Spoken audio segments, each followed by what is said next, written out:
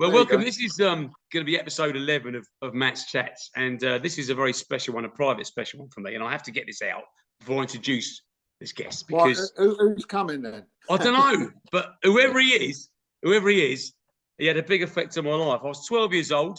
I came home from school, a school that I got eventually expelled from, and I turned on the TV one afternoon, and in our house, posh little house, it was always like, you used to watch BBC, you weren't allowed to watch ITV. Parents were out, I switched over to ITV. And what do I turn over? The first thing I see is Bill Grundy getting rinsed by a band called the Sex Pistols, and it changed my life. And I'm so pleased to welcome the bass player, major writer of the band, I'm going to say that, the one and only Mr. Glen Matlock. Hello, Matt. How you doing? Do you know what? Not only did it change your life, it changed my life too. I don't necessarily know in a good way, but it did. So there you go. Well, I know I was it. You know, that was it for me. It just changed everything. I just loved it. I mean, you know, I think the number of times I must have gone the next day and said, "You fucking rotter," the next day. It's unbelievable. But anyway, enough of that. It went on from. It's a very exciting time. I was thinking there's a lot of comparisons now with the way the world is now and to the way the world was in the 70s. I was quite a lot younger than you, but you were only 16 when you were in the Pistols, weren't you? Tail end of being 16, turning 17. So it's all a bit. I remember what happened, but exactly what happened, exactly when, I can't remember. It all merges into a kind of a back then kind of period for me. But yeah, but do you know what? I don't think people will ever get how exciting it was. I mean, like, you know, I'm kind of half mates with Kenny Jones, and he said he was doing his first professional drum sessions when he was about 14. Really? How's about that? Yeah. That's not bad, is it? Now, the reason I'm talking to you today is because you have got a new single and a new album coming out. I think the album's coming out in April, and it's called Consequences Coming. But more importantly, we have a new single being released. Well, it'll be released by the time this video comes out next week. It's being released tomorrow, and it's called Head on a Stick. Tell me about that. Head on a Stick. It's my kind of rant about the parlous state that we find ourselves in this country with a bunch of toe rag and wrongs that I don't think they could lead their way to lending anybody a fiver once ever in their life. Something's got to change, and I think they should be found out, which I think they're beginning to be. And I'm not a violent man, but metaphorically, I think they should be made to pay the price of what they've done. You know, the whole Brexit thing to me, as a travelling musician, is a turtle. It's a turtle. No, it's a total anathema. Is it anathema? I can't even pronounce that properly. But the whole thing is wrong for no benefit whatsoever, apart from a few self-entitled oaths. Yeah, it's anarchy all over again. We're coming again. I'm loving it. I don't know. It's anarchy. It's just wrong. Well, I know, but you're you know that whole thing that was going on in America, make America great again under Trump. You know, my record was kind of written when you don't make a record last week and it comes out today. It might have been when if he was like the Dave Clark 5 back in 1965, but it's not like that these days. And it's a whole gestation period, and you've also got to write the songs. So we're going back a couple of years now, and then we had lockdown, and I was saying what was going on around the world and Trump, but the whole Make America Great Again. Hang on, why don't you just make America reasonable again?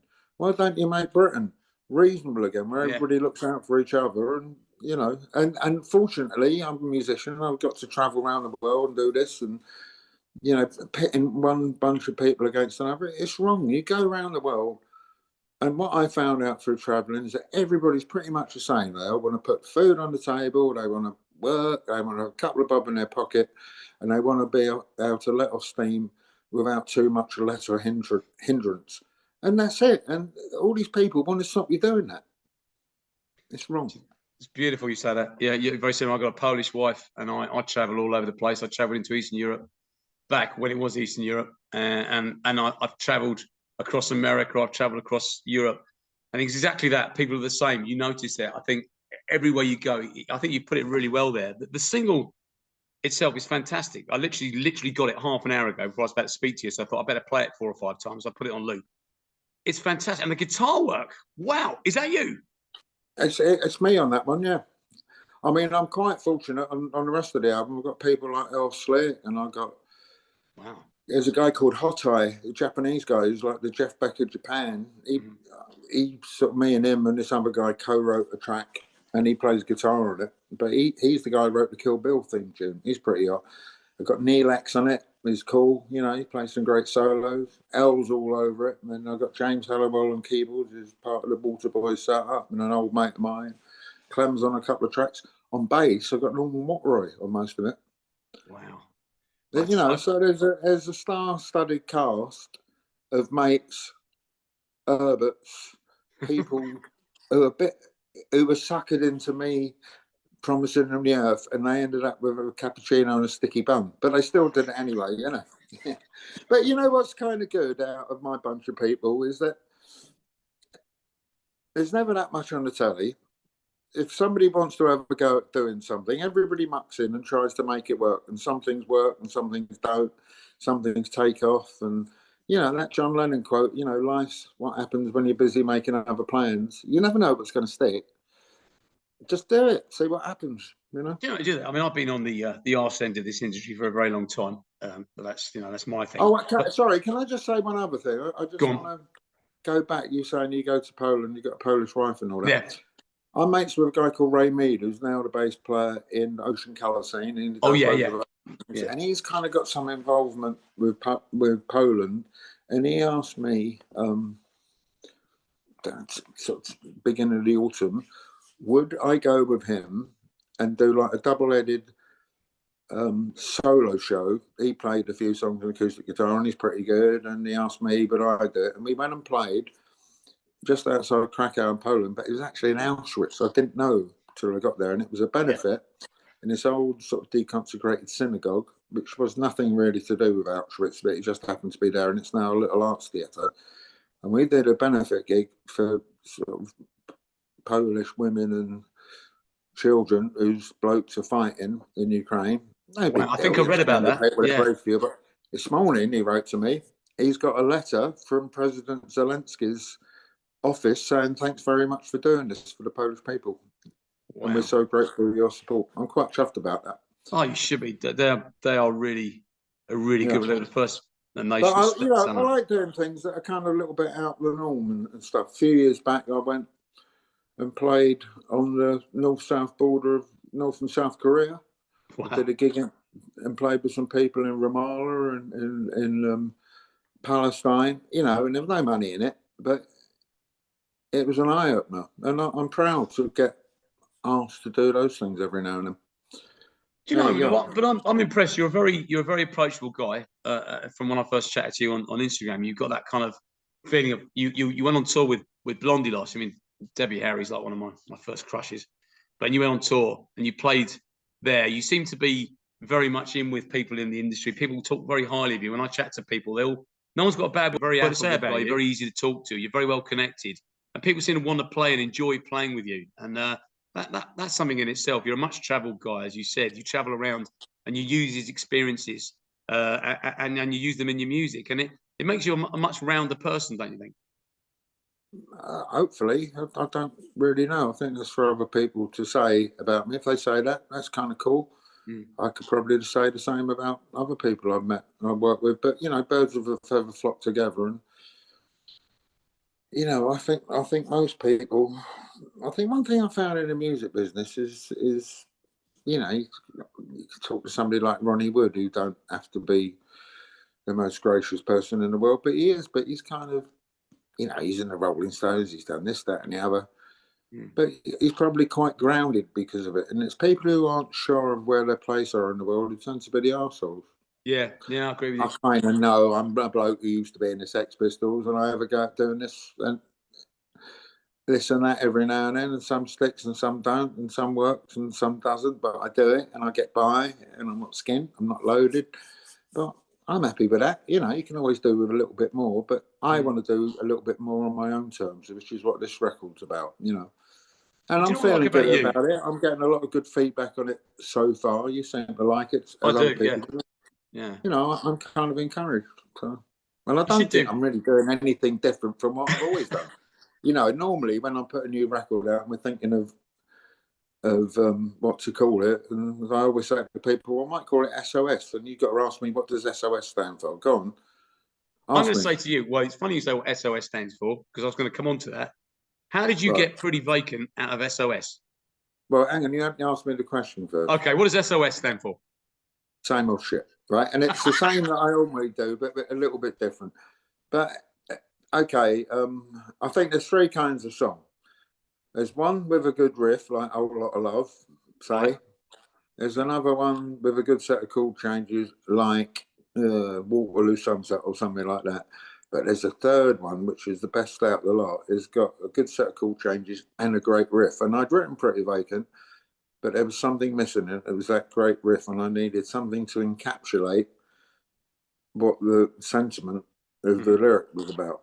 And I was sitting in a pub. This is a long time ago. Yeah, but it was my old art school bar in Cambridge Circus in the middle of London. And the record came on the jukebox, and it was an ABBA song. Yeah, and there was something that the bass player does in the bit, and he doesn't play the riff, but he does something which kind of alluded to what I ended up doing, and I kind of, it gave me the idea, and I nipped back to our rehearsal place, which was literally 200 yards away in Tin Pan Alley, and I picked up Steve's guitar and worked it out, and then everybody turned up for rehearsal a bit later on, and I went, here we go, lads, you know. Well, moving on from there, I got to see you in Finsbury Park in 1996, and again at the Crystal Palace gig, but the gig that I will always remember, and it will stay with me forever, is the one at Brixton Academy. And I saw Cookie the other week. I met Paul Cook and I had a chat with him. I told him the same thing. That Saturday night in Brixton is one of the finest nights I've ever seen a band anywhere. Just the crowd, the band as one, was just a phenomenal. Did it feel that way for you guys playing? Yeah, I mean, it was good. I mean, the only thing with the Pistols is, again, it's that kind of thing where you're at the right thing at the right time. I think all the times we've reformed, we play pretty much the same, pretty well. Yeah. But people say, "Oh, the time you did it that year, it was much better than the time we thought." It was no fucking different to me, you know. Don't know why. No, I guess it's just how you it just felt right that night. I think they got Sky Arts put it on sometimes and replay it sometimes on TV. Yeah, maybe. But you know what was funny? That we did 5 nights, and sort of midweek, with me and Steve and Paul were sitting in our dressing room. John had his own one. Yeah. We were happy about that. He was happy about that. And all of a sudden, a couple of sort of bouncer types appeared in the doorway, which went out to the hallway. And I could see this little grey-haired bloke sort of peeping between their arms, looking at me. Is it all right to come in? I said, come on, mate. And it was Jimmy Page. He come down to check us out. I made him a cup of Nescafe. He only lived around the corner in Hersham. That's not far. I'm living based in Leatherhead, not too far. Right. But yeah, no, that was a great night. But yeah, moving on from that, I mean, not Jimmy from Sham 69. Oh, Jimmy Page. Jimmy Page. Jimmy Page. Yeah. Wow, there's me thinking of Jimmy Person, and that's all I got. Jimmy Page. Wow. Yeah. Well, there you go. There's no more better accolade than that, is it? And you made him. There you go. Oh, yeah. I'm impressed with that. So yeah, I'm saying I've listened to the new album. What I've heard of it so far. I'm going to put it on again afterwards. It's really worth it. It's called Consequences Coming, and is that again following on from the single Head on a Stick? Yeah, pretty much so, really. And I think, you know, people should be held to account. But I'm beginning to see a few chinks in this ridiculous lurch to the right across the Western world, particularly in this country. And I think there will be some consequences coming for some people. I certainly hope so. Did for Johnson. I went on one of those Brexit is stupid marches, and we was marching down the Mall, not the Mall, Piccadilly, with Kevin Rowland, actually, who I bumped into. And he was walking along, and somebody had some sort of tricycle bike set up with some kind of trailer on it with a ghetto blaster on it, and he was playing Let's Stick Together by Brian Ferry, which was great for the crowd. But I kind of thought, oh, there'll be some consequences coming, you know. Yeah. So I try and, when I write something, I try and envisage some kind of scenario where it Do you, might be the soundtrack to it. do you know it's important? You know, Not as I said, normally wrong, but yeah. no, not at all. I think if it comes from the heart, it comes from anywhere like that inside. It's right, whatever it is, even if it is wrong Yeah. to a point. But I think in this day and age, there's so much bollocks going on. That's a kind of phrase that you're kind of doing yourself a disservice if you don't address it somehow. You know. No, all hail to you for doing that. We did that. I mean, I was singing in a covers band, and then during lockdown, we couldn't play anywhere, so we just started writing about things. And you know, you put on the telly, you see the race riots in the States. We wrote about that. People getting all uptight about woke and all this kind of stuff. So you just write about things that you think are just stupid. And there's so much people overthink so much these days. I think they just overthink it. And it's what you said earlier was really quite true. It's very simple. At the end of the day, people just want to feed their families, get up and live their lives. And anything that gets in the way of that, it's got to be wrong. Yeah, I totally agree. And there's a whole coterie of people who don't want you to do that. Why don't they want you to do that? Because it's like trying to protect their vested interests. I just believe in, whether it's just being the socialist or a liberal, certainly not a Tory. Yeah. But I believe in share alike as much as possible. What's wrong with that? Nothing at all.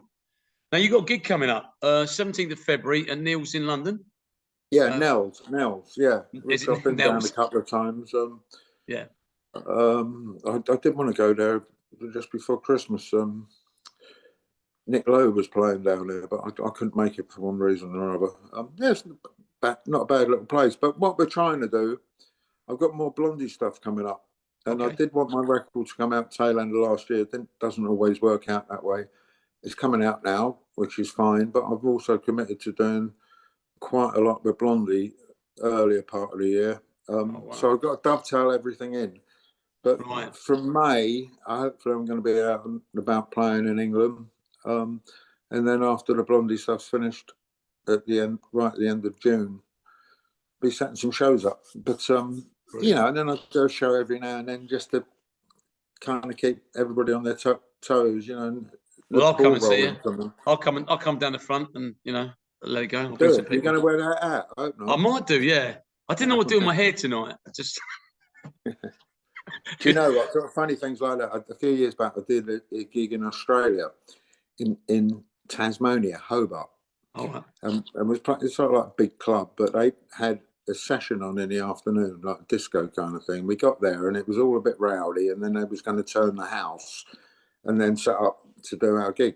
And as we walked in, this bloke who was playing bass with me, he said, "See that guy down the front there? I know him." I said, "Do you? What's his name?" He said, "Well, I don't know him like that, but I know him from somewhere." And it was like this guy was like a crusty, and I think he actually had a dog with him on a rope, and he looked like one of the early Thompson twins kind of thing, with a short hair, but a long Brady bit down there. Anyway, we're waiting for him to clear him out in the dressing room and watching the telly, and he said, "I do know him." And he said it to him. Anyway, he was at our gig, and he looked a bit leery, and it was right down front, which reminded me of it. Anyway, it turned out it was quite a nice bloke after the gig, and we was outside. I was having a cigarette. And he said, "I said, is it true you're the bloke who punched the Prime Minister?" And he said, "Yeah." I said, "Where was it?" He said, right here, right in this big sort of pub club was on the corner. And I said, "Well, why'd you do it?" He said, "Because he was there." It was my only chance, right? And it transpired that he had to go to court later that week, and he'd been convinced to face up to it and plead guilty by the head of police in Hobart, who said, "If you face up to it and do it, you'll get off," because he deserved it. It's like Australia here, I know, I've been there. They're mad out there.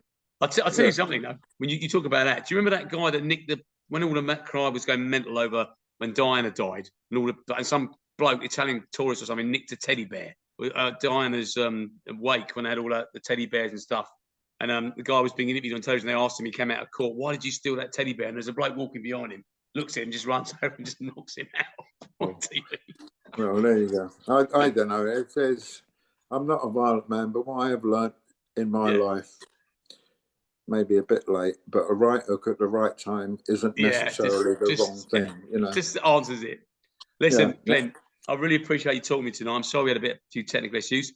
What are you Yeah. up to now? You got the rest of the evening? You're off? Are you working tonight? You doing No, anything exciting? I'm actually. I did a bit of playing on this kind of grime rap artists track a while ago. It's called Avellino, and he's making a video. And he called me up yesterday. He said, "Can you come and be in the video?"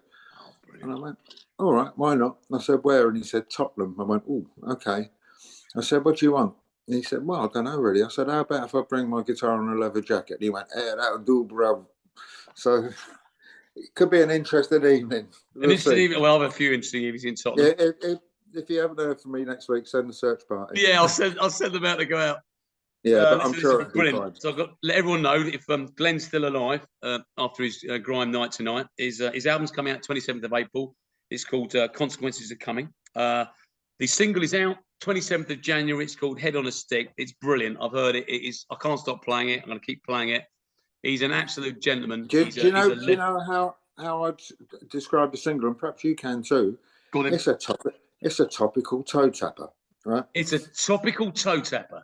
There you have. Yeah. That's what we got. That's an exclusive. Anyway, let's see. Well, hopefully we'll get out to see him play live. Well, either with his own stuff or with Blondie, or who knows? You know, the Pistols may even get back together for one final gig. You never one last hurrah.